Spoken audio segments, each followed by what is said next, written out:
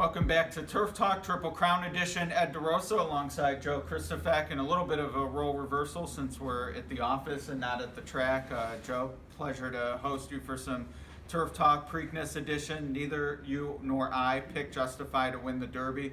How did you feel about that when they crossed the line on May 5th? Looked at my superfecta ticket. I had Justify second publicly.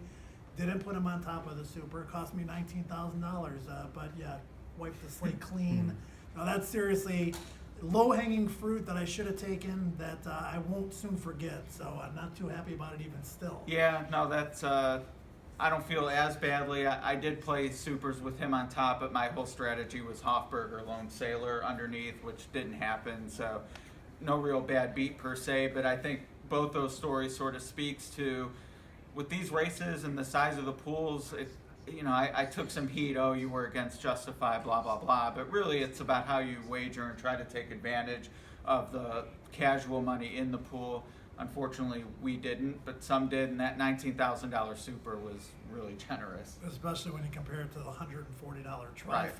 And having instilled regard in fourth, I mean, maybe that's a stretch for some people, but a lot of times anyone can finish fourth, right? Even if you're hitting the all button. It all depends on how you construct your tickets.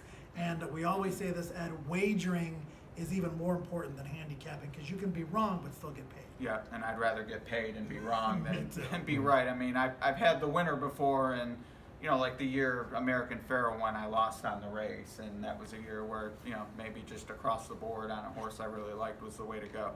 That does bring us to the Preakness, 20 horses to 8, 5 to 2 to probably, I think, 2 to 5 favorite. A little different in how you approach from a wagering perspective. James and On Point talked about maybe some straight exactas. We're both like Lone Sailor a little bit as a long shot. How are you approaching the race from a wagering standpoint? Yeah, I guess it's all about risk versus reward. So what is the final price going to be on Good Magic versus what it is on Justify? And how much of a chance do you think that Good Magic has to turn the tables? Because I think they're really the two legitimate win candidates in the race unless something completely unforeseen happens. I agree on Lone Sailor. I mean, Tom Amos has been very public about the fact that they went the final 6 furlongs in 118 flat after going so fast early on. He was completely stymied, stopped, didn't have a fair chance to run. I think he's going to run a big race on Saturday, so I'll be utilizing him. I don't want to say that I'm going to completely fade Justify because I still think you got to use him in second, third, and fourth if you're playing supers with Good Magic on top.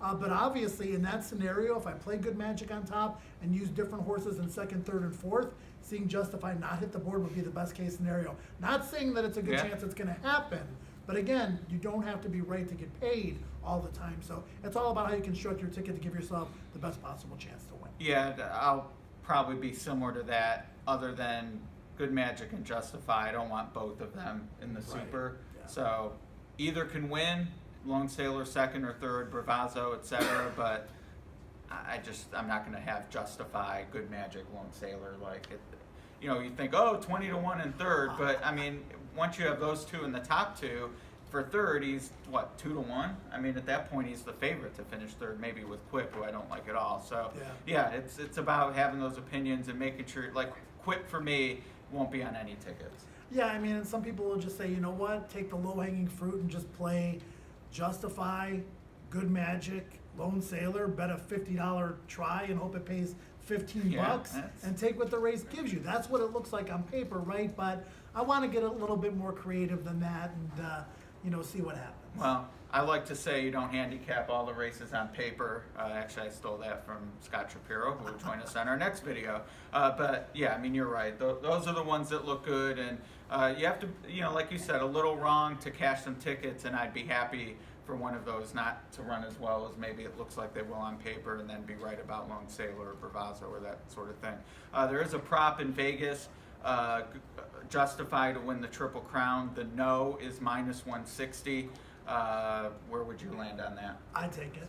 Yeah. I take -160 because I think he's got the 70% chance, 75% chance to win the Preakness, but the Belmont's a whole different animal. Yep. He's run so many times since the middle of March. It's a 1.5 miles over a sandy track with fresh shooters coming back at him. And I think the 1.5 miles in that racetrack and the horses that are gonna be running against them that day could be the great equalizer. So I think minus 160, I would take it. Especially with Blended Citizen waiting in the wings. Of course. I mean, that And Peter Pony, Pan. and Pony Up is gonna win the Sir Barton. Sarava style. There you go. Yeah, all right. Well, Joe, appreciate it. I'll be Churchill with you on Friday and Saturday.